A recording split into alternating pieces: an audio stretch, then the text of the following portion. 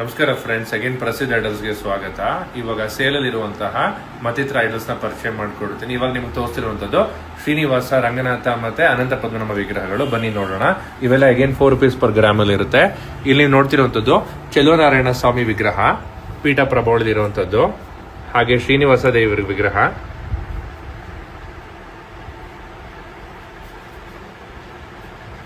ಲಕ್ಷ್ಮಿ ಮತ್ತೆ ವಿಷ್ಣು ಇರೋ ವಿಗ್ರಹ. ಇದು ಗರುಡಾರೂಢ ಲಕ್ಷ್ಮೀನಾರಾಯಣ ವಿಗ್ರಹ. ಹಿಂದೆ ಕಾಣ್ತಿರುವಂತದ್ದು ಅನಂತ ಪದ್ಮನಾಭ ವಿಗ್ರಹ, ದೊಡ್ಡ ಸೈಜ್ ಇಂದದ್ದು.